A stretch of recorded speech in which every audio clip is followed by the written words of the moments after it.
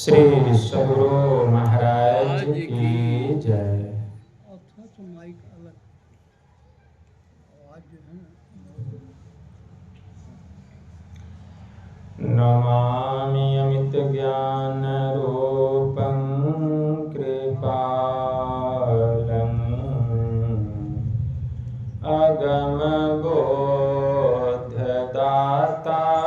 सुबुद्धि निधि विशालम् क्षमाशीलयति धीर गंभीर ज्ञानम् धर्मकील दृढ़ समधीर ध्यानम् जगत त्राणकारी अघारी उदारम्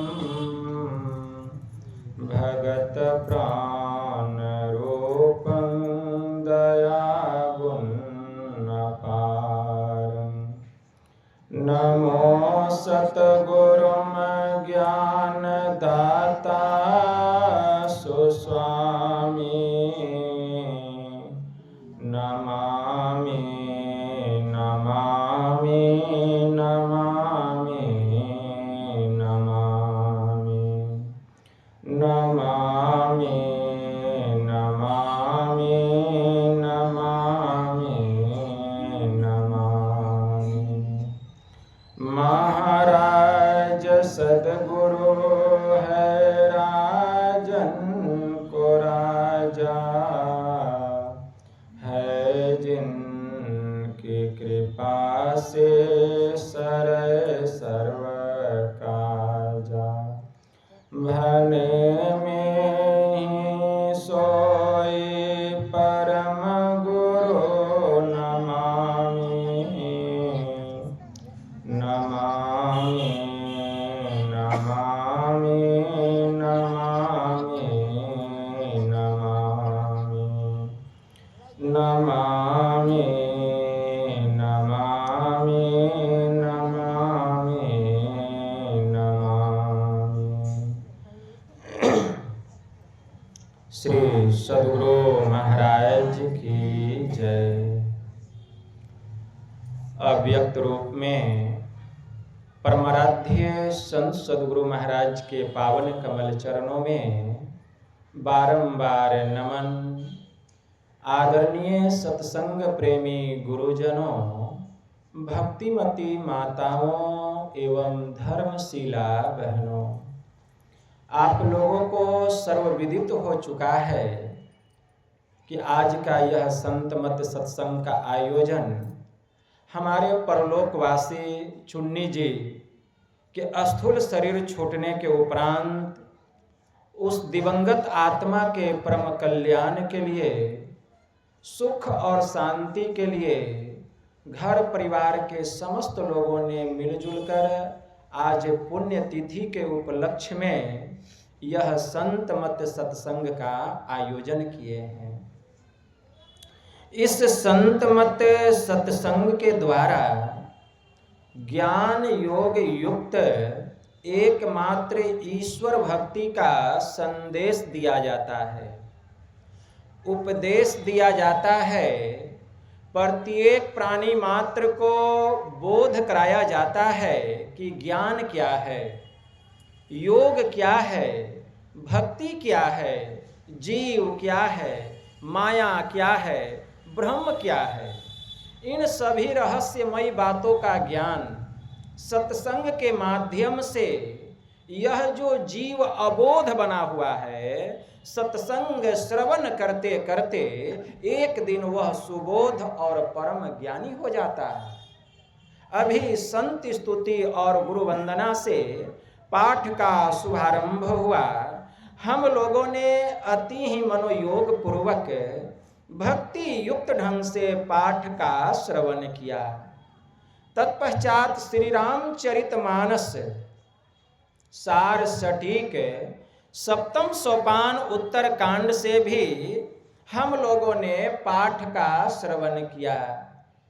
पाठ के क्रम में भगवान शिव जी और माता पार्वती के बीच के संवाद को हम लोग श्रवण कर रहे थे। बड़ा ही गहन विषय। भगवान शिव योगियों के ईश्वर कहे जाते हैं, इसीलिए उनको योगीश्वर की उपाधि से विभूषित किया गया है। और भगवान कृष्ण योग के गुरु कहे जाते हैं, इसलिए उनको योगेश्वर के पद से विभूषित किया गया है। तो हम लोग योगीश्वर की वाणी को सुन रहे थे। देवों के देव महादेव भगवान शिव जी का उपदेश हम लोग सुन रहे थे। किनको सुना रहे हैं? माता पार्वती को सुना रहे हैं।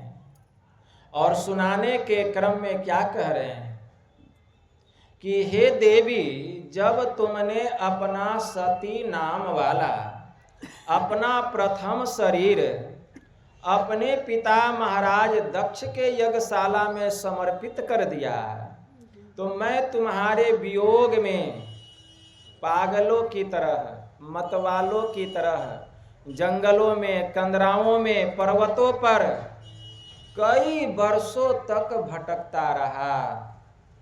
तब मैंने एक पवित्र स्थान पर अपने सहज स्वरूप का ज्ञान प्राप्त करने के लिए, जिससे कि तुम्हारे प्रति जो मेरा मोह था वह भंग हो जाए, मैंने आसन लगाया।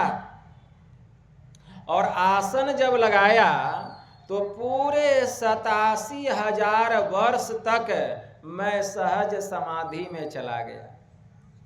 कितने वर्ष तक? पूरे 87,000 वर्ष तक मैं सहज समाधि में चला गया। गोस्वामी जी लिखते हैं, अस कहीं लगे जपन हरिनामा, असती गई जहाँ प्रभु सुख धामा, श्री रघुवीर रूप उर आवा, परमानंद अमित सुख पावा। मन थिर करी तब शंभु सुजाना, लगे करन रघुनायक ध्याना। तब पुनि शंभु समुझीपन आपन, बैठी बटतर करी कमलासन।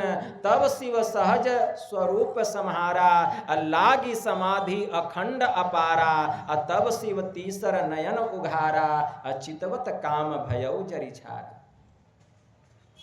मैंने अखंड समाधि लगाई, और जब मैंने अखंड समाधि लगाई तो देवी क्या बतलाऊं, जो मुझे ज्ञान प्राप्त हुआ उस ज्ञान का वर्णन इस मुखमंडल से नहीं किया जा सकता, इस मुखारविंद से मैं नहीं कर सकता। लेकिन फिर भी कुछ कहा जाता है, कुछ सुनने के लिए। क्योंकि संत कबीर साहब ने कहा, जस कथिए तस होत नाही, जस है तैसा सोए, कहत सुनत सुख उपजे, अरु परमारथ होए। बिंद नाद से अगम अगोचर, 5 तत्व से न्यार, 3 गुणन से भिन्न है, पुरुष अलख अपार, नैना बनी अगोचरी, सर्वनम करनी सार, बोलन के सुख कारणे कहिए सृजनहार। संत कबीर साहब की वाणी में आया कि जैसा हम लोग ईश्वर के संबंध में कहते हैं वैसे तो है नहीं, और जैसा वो है वैसा हम कह नहीं सकते, क्योंकि कहेंगे तब तो वाणी का विषय हो जाएगा, और वह तो परमात्मा इंद्रियातीत है, इंद्रियों के ज्ञान से रहित है। इसीलिए कहत सुनत सुख उपजे। संत कबीर साहब कहते हैं, कहने में और सुनने में जीव को सुख मिलता है और परमार्थ भी बनता है। इसीलिए मैं कुछ कहता हूं और आप कुछ सुनते हैं, इससे धर्म बनता है। तो अभी हम लोग सुन रहे थे, भगवान शिव जी माता पार्वती से कह रहे हैं, कितना ज्ञान की बात, अद्भुत ज्ञान। क्या कहते कि हे देवी, गिरि सुमेरु उत्तर दिशि दूरी, नील शैल एक सुंदर भूरी।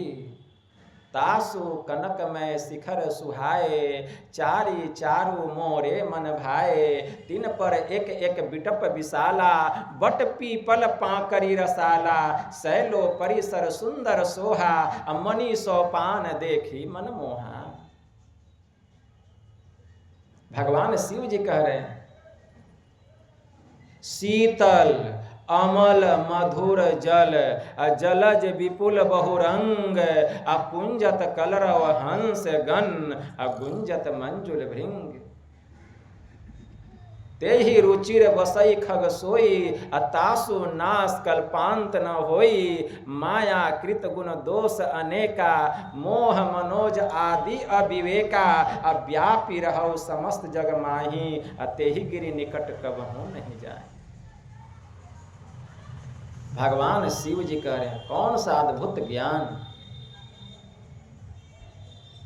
भगवान शिव कहते कि हे देवी, सुमेरु गिरि के उत्तर दिशा में मैंने एक बड़ा ही सुंदर नीलगिरी पर्वत को देखा, और उस नीलगिरी पर्वत के ऊपर मैंने 4 स्वर्णमय शिखरों को देखा। उन 4 स्वर्णमय शिखरों के पास मैंने 4 विशाल वृक्षों को देखा, बट का, पीपल का, पाकर का और आम का। इतना ही नहीं देवी, उस नीलगिरी पर्वत के ऊपर मैंने एक सुंदर सरोवर को देखा। उस सरोवर में रंग बिरंग के कमल खिले हुए थे, और भंवरे गुंजार कर रहे थे, और हंस कलरव कर रहे थे। बड़ा गहन ज्ञान है। और उसी नीलगिरी पर्वत के ऊपर कौन रहता है? तो काग भुसुंडी रहता है।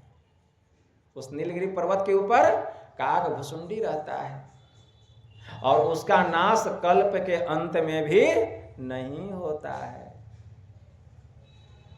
संसार में जितने भी गुण दोष युक्त लक्षण है जो पूरे विश्व में फैले हुए हैं, वह उस पर्वत के समीप नहीं जाते हैं।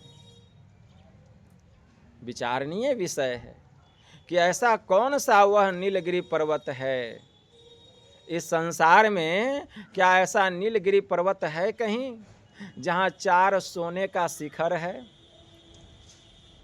कहीं भी 4 सोने का शिखर नहीं मिलेगा। और उन 4 स्वर्णमय शिखरों के पास 4 विशाल वृक्ष, बट का, पीपल का, पाकर का और आम का। इतना ही नहीं, उसके ऊपर में सुंदर सरोवर, सरोवर में जाने की सीढ़ी मणि की है, मणि की सीढ़ी। और जो उस नीलगिरी पर्वत पर चला जाता है तो वहाँ काम, क्रोध, लोभ, मोह, ये जो 6 विकार हैं, वहाँ फटकते तक नहीं हैं। माया कृत गुण दोष अनेका, मोह मनोज आदि अविवेका, पूरे संसार में फैला हुआ है गुण दोष युक्त लक्षण, लेकिन उस नीलगिरी पर्वत के समीप ये सब नहीं जाता है। आप दुनिया के किसी पर्वत पर चले जाइए, लेकिन यह जो गुण दोष युक्त लक्षण है सबको व्यापेगा। तो वह नीलगिरी पर्वत कहाँ है? वह बाहरी दुनिया में है ही नहीं। भगवान शिव इस संसार की बात नहीं बता रहे हैं, संसार से परे की बात बता रहे हैं। ज्ञान की बात क्या है? ज्ञान कहाँ छिपा हुआ है? तो भगवान शिव जी कहते हैं कि हे देवी, गिरि सुमेरु उत्तर दिशि दूरी। सुमेरु गिरि के उत्तर दिशा में मैंने एक बड़ा ही सुंदर नीलगिरी पर्वत देखा। वह सुमेरु गिरि क्या है? हमारे शरीर में सबसे पीछे क्या है? पीठ। अब पीठ के बीचों बीच है मेरुदंड। अब मेरुदंड के बीचों बीच एक खड़ी रेखाधार है। आप देखिएगा कि डॉक्टर लोग प्रयोगशाला में रखते हैं, कंकाल रखते हैं, उस मेरुदंड के बीचों बीच एक खड़ी रेखा रहती है, और वह खड़ी रेखा को ही सुमेरु गिरि कहा गया है। उसी खड़ी रेखा को सुमेरु गिरि कहा गया है। वह कहाँ है? मेरुदंड के बीचों बीच। उसका प्रारंभ कहाँ से हुआ है? गुदा से। अंत कहाँ हुआ है? यहाँ सर्वाइकल के पास में, गर्दन के पास में उसका अंत हो गया है। वही है खड़ी रेखाधार। उसी खड़ी रेखाधार को सुमेरु गिरी कहा गया है। और उसी सुमेरु गिरी में 5 चक्र लगे हुए हैं। 5 चक्र। सबसे नीचे में जहां से वह सुमेरु गिरी प्रारंभ हुआ है, सबसे प्रारंभ में मूलाधार चक्र, उसको गुदा चक्र भी कहा गया। उसके ऊपर में स्वादिष्ठान चक्र, उसी सुमेरु गिरी के ऊपर में। उसके ऊपर में मणिपूरक चक्र मतलब नाभि चक्र, और उसके ऊपर में अनाहत चक्र मतलब हृदय चक्र, उसी सुमेरु गिरी में लगा हुआ है। और उसके ऊपर में जहां उसका अंत हुआ है, उसको विशुद्ध चक्र मतलब कंठ चक्र। ये 5 चक्र उस सुमेरु गिरी में लगा हुआ है। 5 चक्र लगे हुए। मूलाधार चक्र के स्वामी गणेश भगवान बतलाए गए। स्वादिष्ठान चक्र के स्वामी प्रजापति ब्रह्मा जी बतलाए गए। मणिपूरक चक्र के स्वामी भगवान विष्णु बतलाए गए। किनकी पूजा कीजिएगा बाहर में, सब तो भीतरे में है। अनाहत चक्र के स्वामी भगवान शिव जी बतलाए गए। विशुद्ध चक्र के स्वामी देवी माता सरस्वती बतलाई गई। लेकिन भगवान शिव जी ने माता पार्वती से एक बात कही कि हे देवी, जो हठ योगी होते हैं वे हठ योग के द्वारा एक एक चक्रों को जगाते हैं। एक एक चक्र को जगाते हैं हठ योग के द्वारा।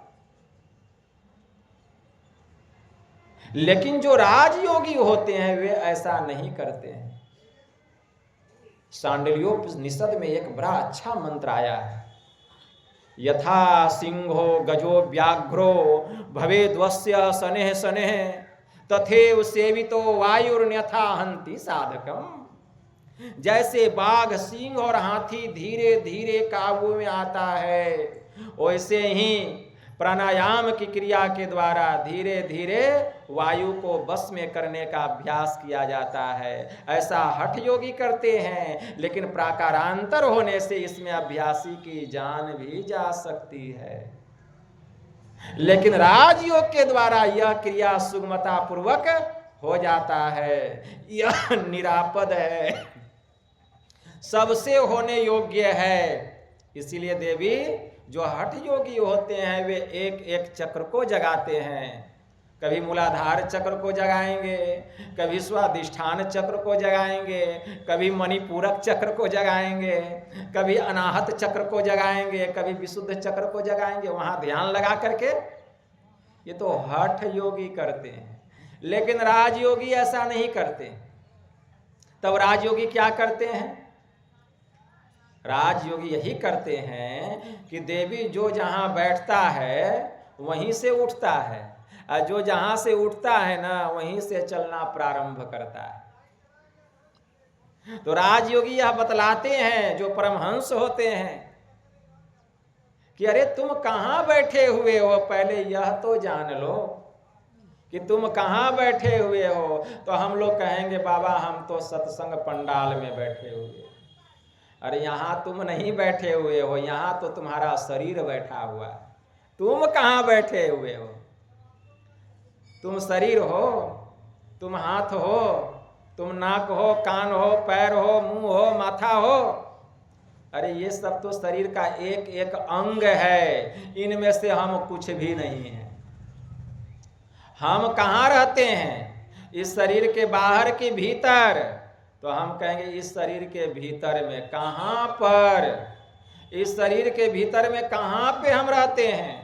तो भगवान शिव जी ब्रह्मोपनिषद में कहते हैं, जाग्रते स्वप्ने तथा जीवो गच्छत्या गच्छते पुनः नेत्र अस्थम जागृत्रम विद्या कंठे स्वप्नम समाविशेत सुसुप्तम हृदय अस्थम तुर्य तुर्य मूर्धनि संस्थितम। भगवान शिव जी कहते हैं अभी तुम जगे हुए हो। जागृता अवस्था में जीव का वासा आज्ञा चक्र में शिव नेत्र में होता है, स्वप्न में कंठ में, सुसुप्ति में हृदय में, और तुर्य में मस्तक में होता है। तो अभी हमारा वासा कहाँ है? अभी हमारा वासा है शिव नेत्र में। इस बाहर की आंख में नहीं, भीतर में जो आंख है जो बंद है, इसलिए आंख बंद करते हैं तो अंधेरा दिखाई देता है। क्यों? क्योंकि वह नेत्र बंद है। और जिस दिन खुल जाएगा ना, अंधकार तो फट जाएगा, नामो निशान मिट जाएगा। तो वही जो शिव नेत्र है वहीं पर जीव बैठा हुआ है। आंख बंद है तो सोया हुआ है। आंख बंद है तो हम लोग कैसे सोते हैं? आंख खोल करके कि आंख बंद करके? आंख बंद करके। उसी तरह से भीतर का जो दृष्टि है, जो शिव नेत्र, वह बंद है। जिस दिन वह शिव नेत्र खुलेगा जीव भी जग जाएगा। अभी सोया हुआ है, खूब सोने दीजिए, विषय भोग करते रहिए, जगाने की क्या आवश्यकता है? आप कहेंगे कि बाबा बहुत दुख, बड़ा कष्ट, सोए रहेंगे, कमाएंगे नहीं तो खाएंगे क्या? तो इस संसार में इस पेट को भरने के लिए तो कुछ काम कर लेते हैं उद्यम, लेकिन जीव का कमाई क्या है? जीव कमाई कब करेगा? जब जीव जगेगा। और सोया रहेगा तो क्या कमाएगा? पहले जीव को जगाइएगा तब न कमाएगा। कौन सा कमाई करेगा जीव? पढ़िए गुरु महाराज की पदावली, सूरत शब्द की करे कमाई निज घर जावे ना। कौन कमाई करेगा? सूरत शब्द की करे कमाई निज घर जावे ना। ये कमाई कौन करेगा? शरीर करेगा? नहीं, जीव करेगा। और निज घर में निज प्रभु को पावे अति हुलसावे ना। मैं ही असंत गुरु युक्ति यम त्रास मिटावे ना। भाई योग हृदय वृत्त केंद्र बिंदु जो चमचम चमके ना। तो अभी तो जीव सोया हुआ है, त्रिनेत्र में है, शिव नेत्र में जीव का वासा है, सोया हुआ। क्यों? आंख बंद। अगर जिसका जगा हुआ होगा, आंख बंद करेंगे तो अंधकार में प्रकाश दिखाई देगा, तो समझिए जीव जग गया। क्या दिखता है? आंख बंद करते हैं तो अंधेरा कि उजाला? तो कहेंगे अंधेरा। तो जीव सोया हुआ है। तो जहां जीव सोया हुआ है तो वहां पर ना ध्यान लगाएंगे कि जीव जग जाए, कि मूलाधार चक्र में ध्यान लगाएंगे। जीव मूलाधार चक्र में है कि स्वादिष्ठान चक्र में है कि मणिपूरक चक्र में है कि अनाहत चक्र में है कि विशुद्ध चक्र में है? जीव कहाँ है? पांचों चक्र में कहीं नहीं है। हाँ, यहाँ चेतन की धार पसरी हुई है, लेकिन जीव का वासा शिव नेत्र में है। इसलिए जो राजयोगी होते हैं, जहाँ जीव सोया हुआ है वहीं पर ध्यान लगाकर उसको जगाने की चेष्टा करते हैं, अभ्यास करते हैं। और जो यह काम करता है तो उसे एक एक चक्र जगाने की आवश्यकता नहीं है। वहां ध्यान लगाने से ही एक एक चक्र स्वतः जागृत हो जाता है। उसके लिए क्या उद्यम करना, उसके लिए क्या परिश्रम करना? वो अपने जग जाएगा। इसलिए भगवान शिव जी ने माता पार्वती से कहा, यानी यानी ही प्रोक्तानी अपंच पद में फलानी वे अतानी सर्वाणी सूत्रा में दज ज्ञानाद भवंती। कि हे देवी, पंच चक्रों का जो जो फल मैंने तुमको कहा, वह समस्त फलों की प्राप्ति आप ही इस आज्ञा चक्र कमल नयन का ध्यान करने से साधक को मिल जाता है। उसमें परिश्रम करने की कोई आवश्यकता नहीं है। भगवान शिव जी ने, वह आज्ञा चक्र कहाँ है? शिव नेत्र। वही तो भगवान शिव कह रहे हैं, सुमेरु गिरि के उत्तर दिशा में। सुमेरु गिरि के उत्तर दिशा में। गिरि सुमेरु उत्तर दिशा दूरी। उत्तर का मतलब होता है ऊपर। इंद्रियों में सबसे श्रेष्ठ ज्ञान इंद्रियां क्या है? नेत्र, आंख। तो सबसे ऊपर क्या है? आंख है। और सुमेरु गिरि तो गर्दन के पास ही खत्म, और इसके सबसे ऊपर आंख। कहते आंख बंद कीजिए और सुमेरु गिरि के ऊपर में जो नीलगिरी पर्वत है देख लीजिए। तो आंख बंद किए तो क्या दिखाई दिया? अंधकार दिखाई दिया। अरे भाई, उसी अंधकार को नीलगिरी पर्वत कहा गया है।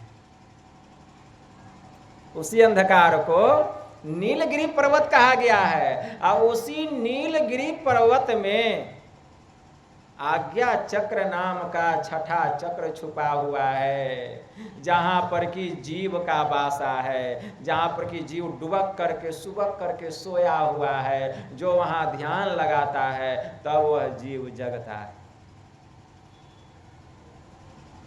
भगवान शिव जी का महावाक्य है, माया शक्तिर्लाटस्य अग्रभागे व्योमा अम्बुजे तथा नाद रूपा पराशक्तिर लाटस्य तो मध्य में भागे बिंदुर्मय शक्तिर लाटस्य प्राम सके आ बिंदु मध्य च जीवात्मा सूक्ष्म रूपेण वर्तते। भगवान शिव जी ने कहा कि ललाट के सबसे ऊपरी भाग में, अग्र का मतलब क्या होता है, ऊपरी भाग में माया शक्ति परमात्मा विराजमान है। अब कहेंगे बाबा ऊपरी भाग में है, नीचे नहीं है, तो परमात्मा कहाँ नहीं है, सब जगह है। बहुत लोग तर्क वितर्क भी करते हैं।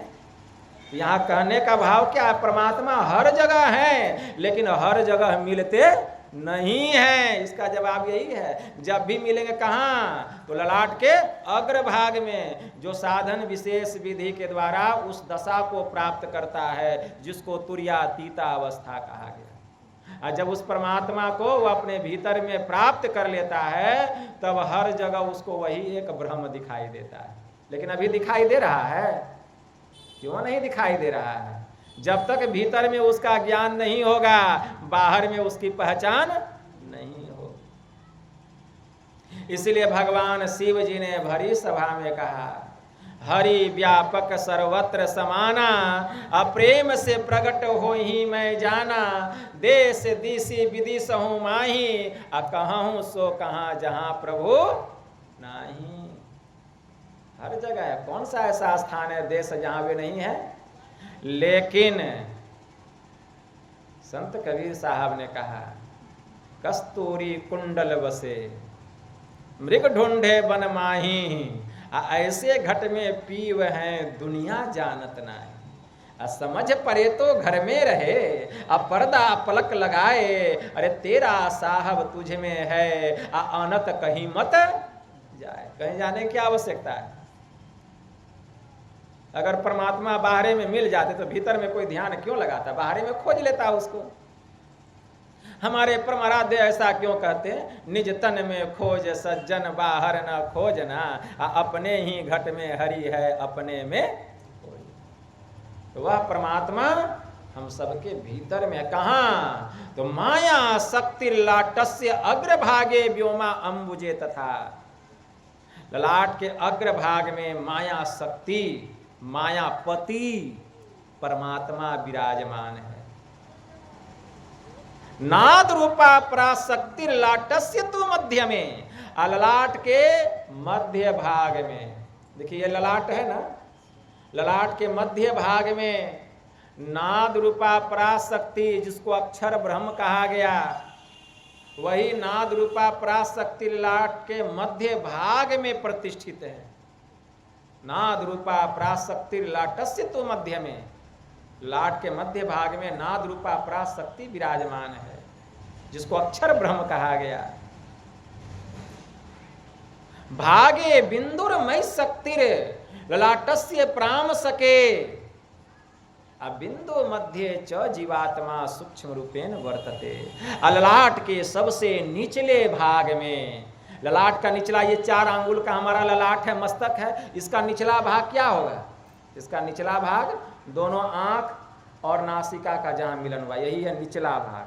फिर इसके बाद ललाट नहीं, यहां से फिर नाक शुरू हो जाएगा, आंख फिर नाक शुरू हो जाएगा। ललाट के नीचे क्या है? आंख है, उसके नीचे नाक है, उसके नीचे मुंह है। तो ललाट का निचला भाग जहां हमारी माताएं और बहनें बिंदी लगाती है। नाद रूपा पराशक्तिर ललाटस्य तो मध्य में, भागे बिंदुर्मय शक्ति ललाटस्य प्राम सके।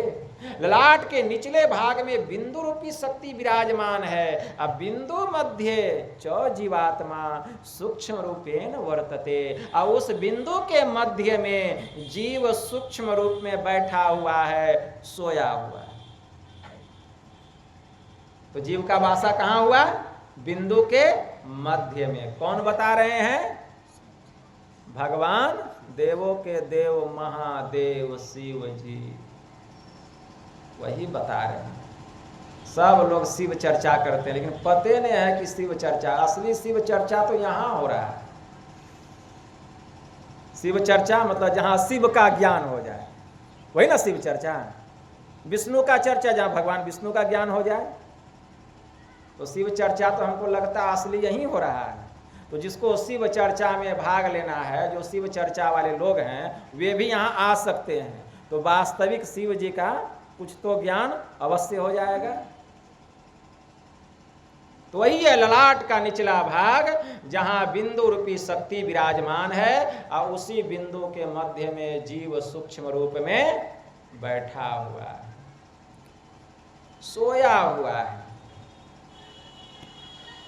उसी नीलगिरी पर्वत में आंख बंद करते हैं वहां ध्यान लगाने के लिए। तो जैसे आंख बंद करते हैं वहां ध्यान लगाने के लिए, तो क्या दिखाई देता है? अंधकार। और उसी अंधकार में आज्ञा चक्र नाम का छठा चक्र छुपा हुआ है, उसको प्रकट करना पड़ता है। उसी के लिए तो इतना उद्यम है, इतना परिश्रम है। तो भगवान शिव जी माता पार्वती से कह रहे हैं कि हे देवी, गिरी सुमेरु उत्तर दिशि दूरी, नील शैल एक सुंदर भूरी। मैंने बड़ा ही सुंदर नीलगिरी पर्वत को देखा। उस नीलगिरी पर्वत के ऊपर मैंने 4 स्वर्णमय शिखरों को देखा। तासु कनकमय शिखर सुहाए, अचारी चारु मोरे मन भाए। 4 स्वर्णमय शिखर, 3 पर एक एक बिटप विशाला, बट पीपल पाकरी रसाला। और 4 स्वर्णमय शिखरों के पास 4 विशाल वृक्षों को देखा, बट का, पीपल का, पाकर का और आम का। अब समझना यह बाकी रह गया, सुमेरुगिरी तो समझ में आ गया, नीलगिरी पर्वत भी समझ में आ गया। अब नीलगिरी पर्वत के ऊपर का 4 सोने का शिखर और 4 विशाल वृक्ष क्या है? तो सुनिए, वेद, पुराण, उपनिषद और सत्संग से प्राप्त बृहत वार्ता उस नीलगिरी पर्वत के ऊपर का विशाल वट वृक्ष है। फिर से सुनिए, वेद, पुराण, उपनिषद और सत्संग से प्राप्त बृहत वार्ता उस नीलगिरी पर्वत के ऊपर का विशाल वट वृक्ष है, जहां बैठ करके काग भुसुंडी जी महाराज क्या करते थे? तो भगवान शिव जी माता पार्वती से कह रहे हैं कि बट तर कह हरि कथा प्रसंगा, आ वहीं सुनहि अनेक विहंगा। काग भुसुंडी जी महाराज बट वृक्ष के नीचे बैठ करके सत्संग करते थे। तो जहां सत्संग होगा वहां क्या का चर्चा होगा? वेद का चर्चा होगा, पुराण का चर्चा होगा, उपनिषद का चर्चा होगा, यही सब का तो चर्चा होगा। और सत्संग से प्राप्त बृहत वार्ता होगी। अभी हम सत्संग सुना रहे हैं, तो क्या सुना रहे हैं? वेद की बात सुना रहे हैं, उपनिषद की बात सुना रहे हैं, पुराण की बात सुना रहे हैं, और संतों की वाणियों को भी सुना रहे हैं। यही हम वट वृक्ष के नीचे बैठे हुए, यही है वट वृक्ष, इसी को वट वृक्ष कहा गया। अगर आप भी ऐसा करते हैं तो आप वट वृक्ष के नीचे बैठे हुए हैं। बट तर कह हरि कथा प्रसंगा, आवहि सुनहि अनेक विहंगा। तो यही विशाल वट वृक्ष है जहां काग भुसुंडी जी महाराज बैठ के सत्संग किया करते थे। ये तो वट वृक्ष है, लेकिन यहाँ का सोने का पहला शिखर क्या है? सोने का शिखर भी तो है, खाली वटे वृक्ष नहीं है। वहाँ का स्वर्णमय शिखर क्या है? तो सत्संग करते करते जो ज्ञान प्राप्त हुआ। तो कौन सा ज्ञान प्राप्त हुआ? तो बिनु सत्संग विवेक न होई। सत्संग करने से क्या मिला? विवेक हुआ।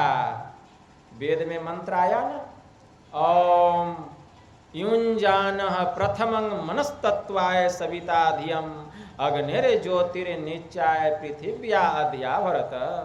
इस मंत्र के द्वारा वेद भगवान उपदेश करते हैं कि हे मनुष्यों, अगर तुम उस जगत प्रसव करता, सृष्टि करता, सर्वेश्वर का, परमेश्वर का तत्व ज्ञान प्राप्त करना चाहते हो, पहले बुद्धि योग करो, क्योंकि बिना सत्संग का बुद्धि योग होने वाला नहीं है। यही जो बुद्धि योग है उस नीलगिरी पर्वत के ऊपर का पहला सोने का शिखर है। इसी को कहा गया सुबुद्धि प्रकाश रूप, पहला सोने का शिखर है। और इस शिखर पर चढ़ाई कैसे हुई? तो बट पेड़ के नीचे सत्संग करके। सत्संग क्या है? यही बट वृक्ष है। जो सत्संग करेगा वह सुबुद्धि प्रकाश रूप स्वर्ण शिखर पर चढ़ाई करेगा, चाहे कोई भी हो, चाहे कोई भी हो। अब उस नीलगिरी पर्वत के ऊपर का दूसरा विशाल वृक्ष क्या है? दूसरा स्वर्णमय शिखर क्या है? तो उस नीलगिरी पर्वत के ऊपर का दूसरा विशाल वृक्ष और दूसरा स्वर्णमय शिखर उच्च ज्ञान वर्धक परम आस्तिक बुद्धि, उस नीलगिरी पर्वत के ऊपर का दूसरा सोने का शिखर बतलाया गया। उच्च ज्ञान वर्धक परम आस्तिक बुद्धि, उस नीलगिरी पर्वत के ऊपर का दूसरा स्वर्णमय शिखर बतलाया गया। और वहां का दूसरा विशाल वृक्ष क्या है? गुरु भेद। गुरु भेद यह क्या है? पाकर का पेड़ है। गुरु भेद पाकर का पेड़ है। यही दूसरा विशाल वृक्ष है उस नीलगिरी पर्वत के ऊपर का। कौन? दूसरा पेड़ पाकर का। पाकर का पेड़ क्या है? यह गुरु भेद। जब तक कोई गुरु से भेद नहीं लेगा, जप कैसे करेगा जी? बिना भेद लिए आप जप कर सकते हैं? पाकर पेड़ के नीचे बैठ करके भगवान शिव जी माता पार्वती से कहते हैं कि हे देवी, पाकर पेड़ के नीचे बैठकर काग भुसुंडी जी महाराज क्या करते थे? जप रूपी यज्ञ करते थे। जप रूपी यज्ञ करते थे। जाप यज्ञ पाकरी तर करई। और वहां का दूसरा स्वर्णमय शिखर उच्च ज्ञान वर्धक परम आस्तिक बुद्धि। अब समझिए, सत्संग सुनने से जितना आपकी बुद्धि परिमार्जित हुई, जितना आपकी बुद्धि का विकास हुआ, उससे कहीं ज्यादा बुद्धि का विकास तब होगा जबकि हम गुरु से भेद लेकर के मानस जप करेंगे। शास्त्र में आया है ना, पूजा कोटि समंग स्तोत्रम, स्तोत्र कोटि समंग जपः, जप कोटि समंग ध्यानम, ध्यान कोटि समोलयः। 1 करोड़ पूजा का फल, पूजा कोटि समंग स्तोत्रम। समझिए, बाहर में पूजा करते हैं ना, इधर तीर्थ उधर व्रत, उधर पत्थर उधर पानी। 1 करोड़ बार ऐसा पूजा कीजिएगा, बद्रीनाथ, हरिद्वार, द्वारिका, काशी, जगन्नाथपुरी, अमरनाथ, बाबा धाम, बैजनाथ धाम, शिवालय में, देवालय में, दुर्गा माँ के मंदिर में, काली माँ के मंदिर में, कितना बार? 1 करोड़ बार पूजा कीजिएगा। 1 करोड़ बार, उसका फल 1 बार स्तोत्र का पाठ कर लीजिएगा तो आपको मिल जाएगा। स्तोत्र क्या हुआ? समझें? पूजा कोटि समंग स्तोत्रम। स्तोत्र क्या हुआ? 1 बार ठीक ठीक स्तुति विनती करके आरती कर लीजिएगा तो 1 करोड़ पूजा का फल मिल जाएगा। यही हम लोगों का स्तोत्र है। यही हम लोगों का स्तोत्र है। इसको समझिए। मैं तो क्लियर लोगों को समझाता हूं कि दिमाग में यह बात ऐसा घुस जाए कि कभी निकले नहीं। पूजा कोटि समंग स्तोत्रम, 1 बार स्तोत्र का पाठ, 1 बार कोई ठीक ठीक स्तुति विनती और भजन करके आरती कर लेगा तो 1 करोड़ पूजा का फल बैठे बैठे मिल जाएगा। पूजा कोटि समंग स्तोत्रम, स्तोत्र कोटि समंग जपः, 1 करोड़ स्तुति विनती का फल एक बार मानस जप करने से मिल जाता है। 1 करोड़ स्तुति विनती आप कीजिएगा और उसका जो फल एक बार अगर मानस जप हो गया तो मिल जाएगा। जप कोटि समंग ध्यानम, और 1 करोड़ मानस जप का फल अगर एक बार सुषुम्ना में कुछ काल के लिए भी आपका मन ठहर जाएगा, कुछ क्षण के लिए भी मन वहां ठहर जाएगा, तो 1 करोड़ जप ध्यान का फल आपको मिल जाएगा। भगवान शिव जी ने कहा, सुषुम्नायम यदा योगी क्षणे कंपी तिष्ठति, सुषुम्नायम यदा योगी क्षणार्धमपि तिष्ठति, सुषुम्नायम यदा योगी सुलग्नो लवनाम्बुवत, सुषुम्नायम यदा योगी लीयते क्षीरनिर्वत, भिद्यते च तदा ग्रंथि छिद्यन्ते सर्व संशया, क्षीयन्ते परमाकाशे ते यान्ति परमाम गतिम।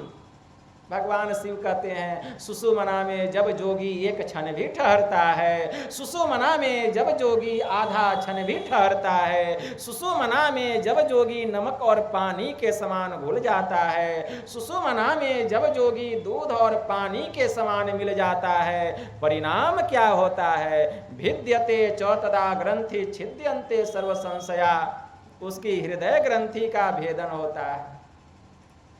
हृदय ग्रंथि का भेदन होता है। इस स्थूल शरीर से सुरत 4 अंतःकरण की इंद्रियां मन बुद्धि चित्त अहंकार के साथ निकलती है, उस सूक्ष्म द्वार में प्रवेश करती है और क्षीयन्ते परमाकाशे, क्षीयन्ते परमाकाशे ते यान्ति परमाम गतिम, और उस सूक्ष्म द्वार में प्रवेश करके ब्रह्म ज्योति और ब्रह्मनाद के धार को पकड़ करके यह सूरत जो है परमात्मा के परम पद को प्राप्त करती है। तो 1 करोड़ मानस जप और मानस ध्यान का फल अगर एक बार कुछ काल के लिए सुषुम्ना में हमारा मन प्रतिष्ठित हो जाए तो मिल जाता है। ध्यान कोटि समोलय, और 1 करोड़ ध्यान का फल हमारा जब सूरत सार शब्द में लय हो जाता है तो 1 करोड़ ध्यान का फल मिल जाता है, समाधि लग जाती है। जीव जो है अपने निज स्थान में चला जाता है, जहां से यह जीव आया था, पीव के पास चला जाता है, सूरत का लय हो जाता है, लय हो जाता है। तो मैं कह रहा था उस नीलगिरि पर्वत के ऊपर का दूसरा विशाल वृक्ष गुरु भेद पाकर का है, और वहां का दूसरा स्वर्णमय शिखर उच्च ज्ञान वर्धक परम आस्तिक बुद्धि, जो मनोयोग पूर्वक मानस जप करेगा तो सत्संग सुनने से जितनी बुद्धि परिमार्जित हुई उससे अधिक बुद्धि का विकास मानस जप करने से होगा। इसलिए उच्च ज्ञान वर्धक परम आस्तिक बुद्धि, अगर कोई नास्तिक भी है तो जप करते करते वह ईश्वर विश्वासी हो जाएगा, अर्थात वह नास्तिक से आस्तिक हो जाएगा। यही है उस नीलगिरि पर्वत के ऊपर का दूसरा स्वर्णमय शिखर और दूसरा विशाल पाकर का पेड़। अब उस नीलगिरि पर्वत के ऊपर का तीसरा स्वर्णमय शिखर क्या है और तीसरा विशाल वृक्ष क्या है? अति उच्च प्रकाश वाली कनकमयी चोटी, उस नीलगिरि पर्वत के ऊपर का तीसरा स्वर्णमय शिखर बतलाया गया। अति उच्च प्रकाश वाली कनकमयी चोटी, तीसरा स्वर्ण शिखर। और वहां का तीसरा विशाल वृक्ष क्या है? तीसरा विशाल वृक्ष है वहां का आम का पेड़, अत्यंत दृढ़ आशा रूप। याद रखिए, अत्यंत दृढ़ आशा रूप उस नीलगिरि पर्वत के ऊपर का तीसरा विशाल आम का पेड़ है, जहां बैठ करके काग भुसुंडी जी महाराज क्या करते थे? अपने इष्ट की मानसी पूजा करते थे, मतलब मानस ध्यान करते थे। आम छाह करी मानस पूजा, अतजी हरि भजन काज न दूजा।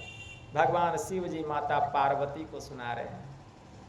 आम के पेड़ के नीचे बैठ के काकभूसुंडी जी महाराज अपने इष्ट की मानसी पूजा करते थे, मानस ध्यान करते थे। और मानस ध्यान करने से क्या होगा? हमारी सूरत तीसरे सोने के शिखर पर चढ़ जाएगी।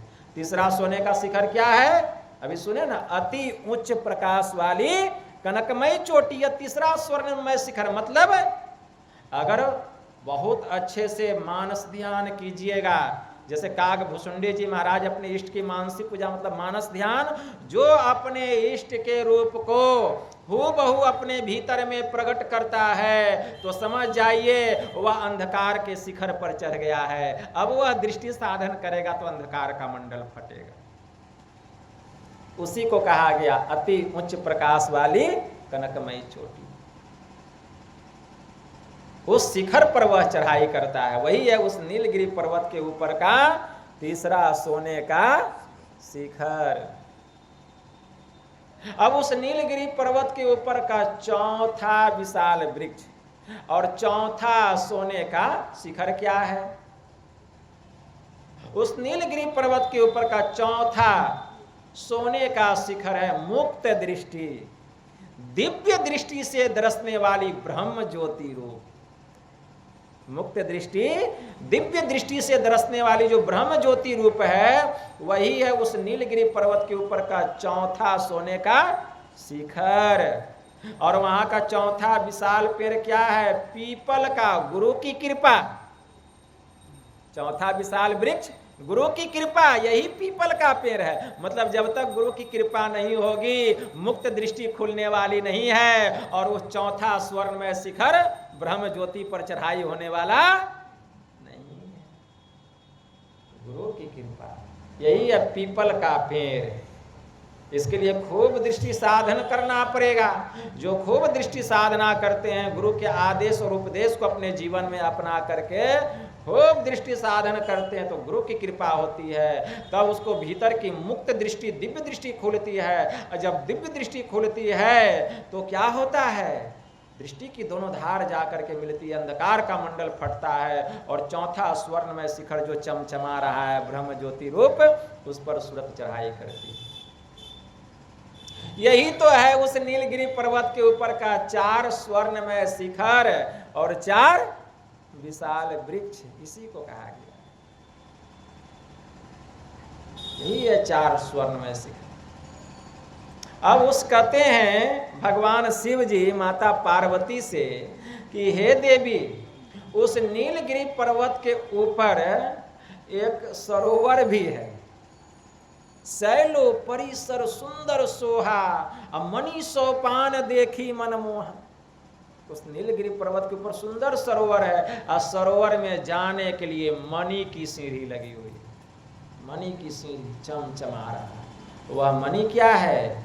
यह जो बिंदु है जो भीतर में प्रकट हुआ, जब दृष्टि की दोनों धार मिली, अंधकार का मंडल फटा, वह मणि के समान बिंदु चमक रहा है। मणि के समान बिंदु चमचमा रहा है, और उसी से ब्रह्म ज्योति का प्रकाश निकल रहा है।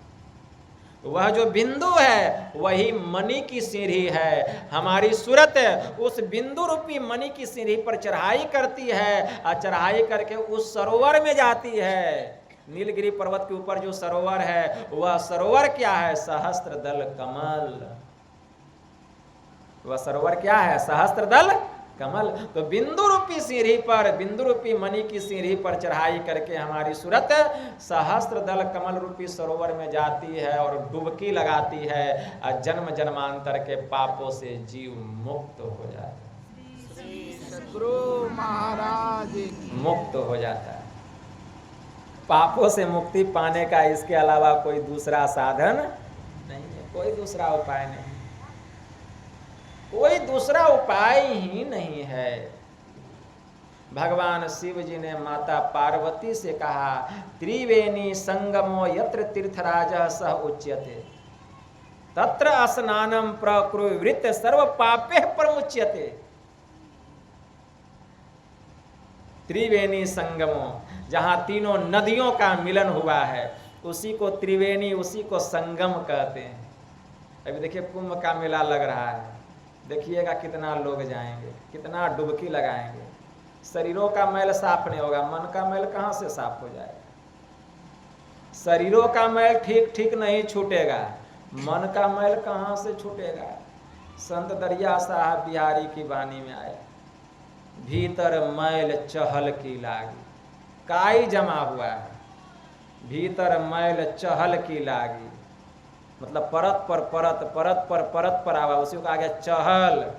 अब भीतर कातन बाहर कातन धोवत है, अब बाहर को शरीर को खूब लगड़ रहे हैं, ईंटा से, पत्थर से, झामा से, कितना साबुन कितना सरफ कहना मुश्किल है।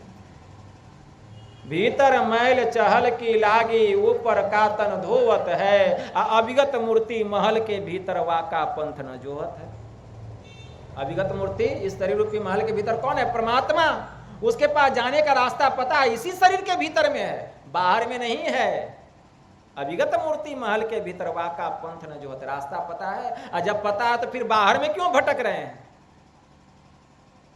बाहर में क्यों भटक रहे हैं? जब रास्ता पता है तो मार क्यों कर रहे हैं? संत तुलसी साहब की वाणी में आया, जग बेहोश बुझे नहीं संत मते की बात, संत मते की बात लात जमताते मारे, चोटी धरी धरी काल पकड़ी 84 डारे।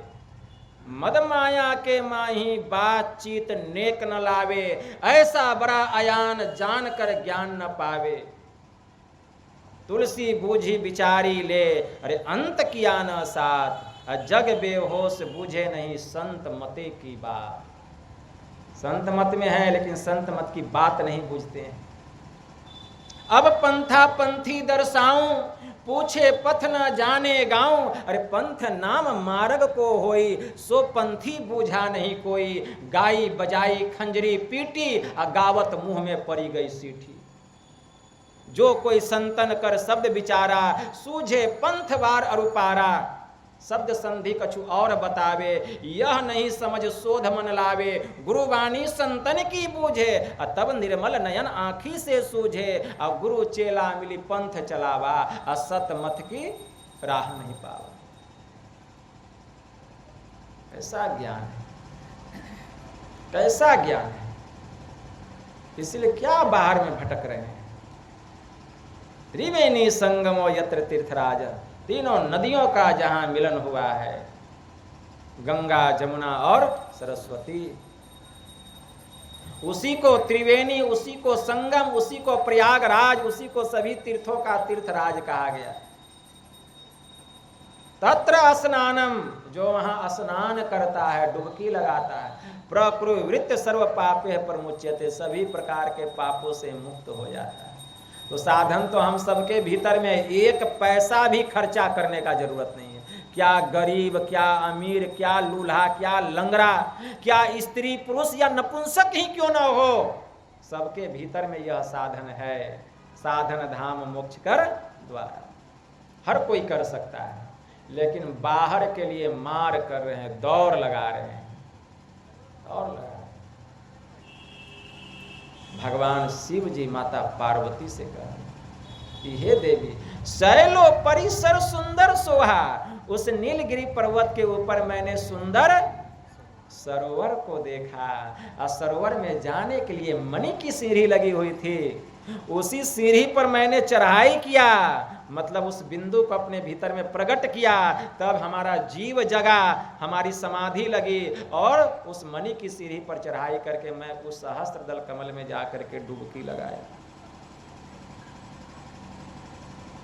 मैंने वहां देखा क्या?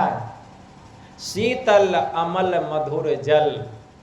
उस सरोवर का जल बड़ा शीतल था, बड़ा शांत, बड़ा ठंडा था, मल रहित था, कंचन था, पाक साफ पवित्र जल था, बड़ा ही मीठा जल था।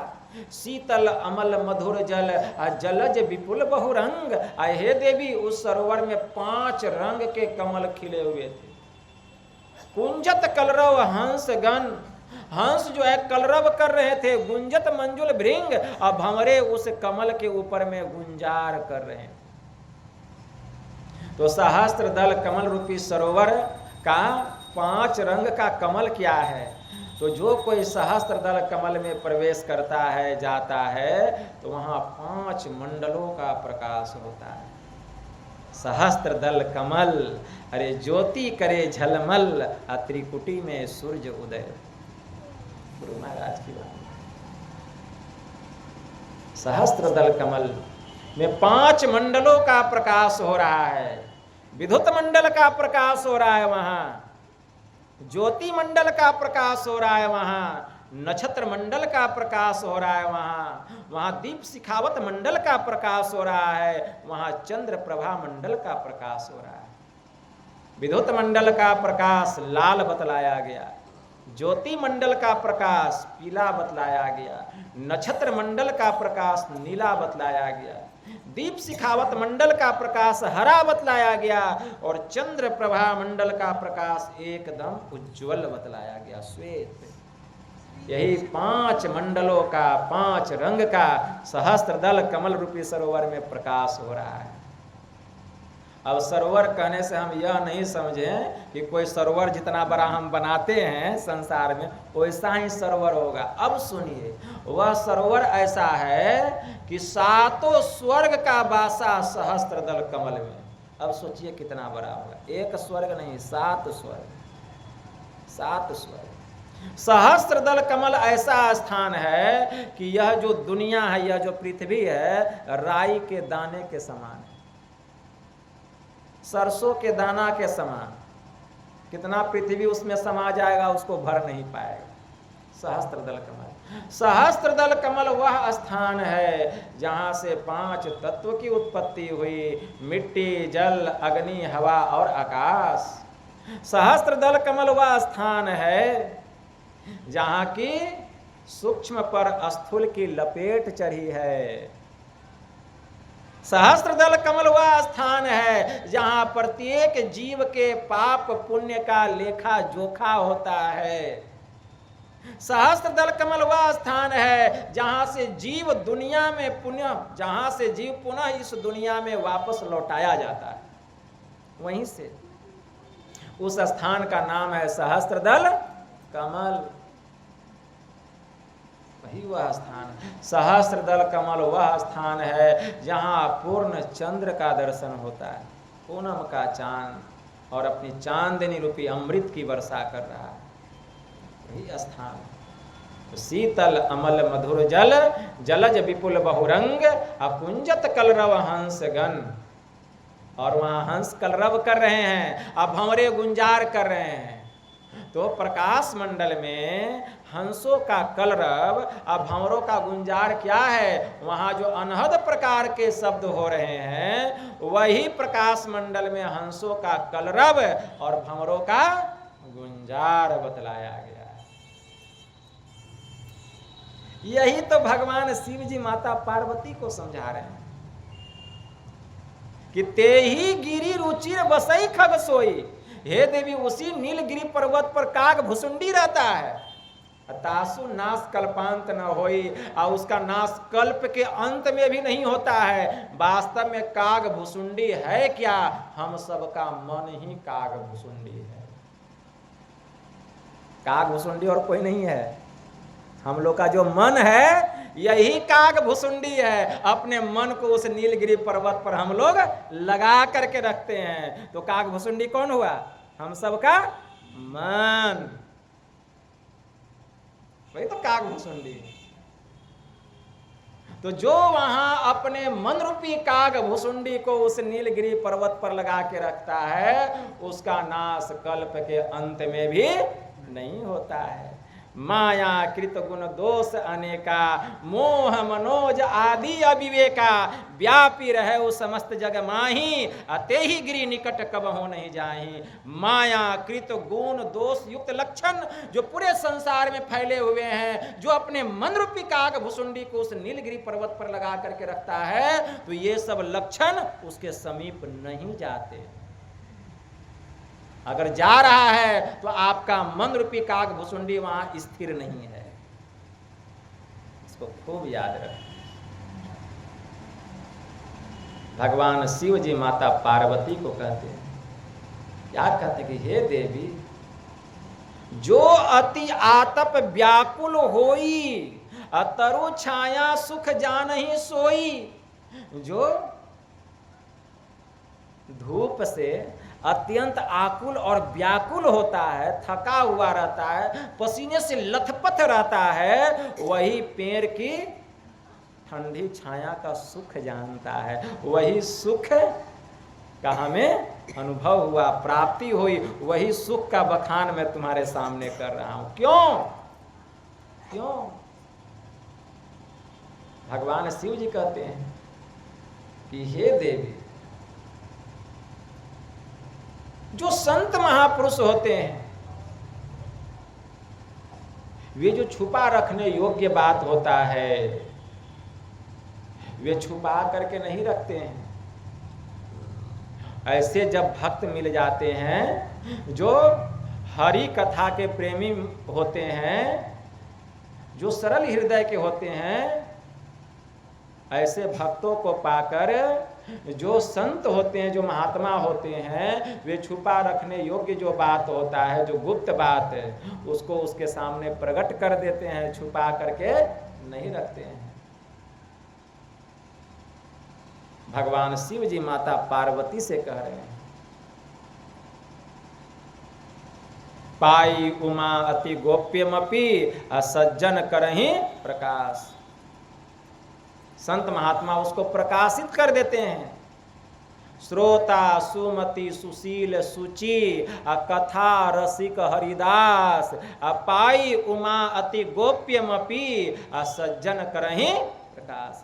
जब श्रोता सरल हृदय का हो, सुंदर बुद्धि का हो, श्रोता सुमति सुंदर बुद्धि का, सुशील एकदम सीधा, सुचि मतलब सुच्याचारी सदाचारी, कथा रसिक हरिदास हरि भजन का प्रेमी, सत्संग का प्रेमी, भगवान का भक्त, जब ऐसे श्रोता मिल जाते हैं तो श्रोता सुमति सुशील सुचि कथा रसिक हरिदास पाई उमा अति गोप्यमपि।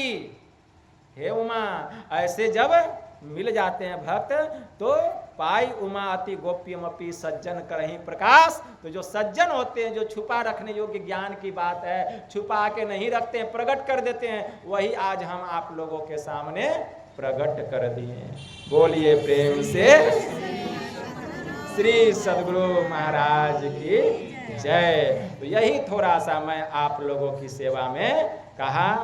आज हमारे परलोकवासी हमारे चुन्नी जी का पुण्यतिथि है और यह केवल्य ज्ञान का चर्चा हो गया, सीधा इसका फल उनको प्राप्त हो गया। यह पूर्ण विश्वास रखिए और उनको अपार सुख मिला होगा, अपार शांति मिली होगी और उनका पूरा कल्याण हुआ होगा। बस इतना ही कहकर मैं अपनी वाणी को गुरु महाराज के श्री चरणों में प्रेम पुष्प समर्पित करते हुए मैं विराम देता हूँ। बोलिए प्रेम से श्री सद्गुरु महाराज की जय। और अब विलंब नहीं कीजिएगा, आरती कीजिएगा।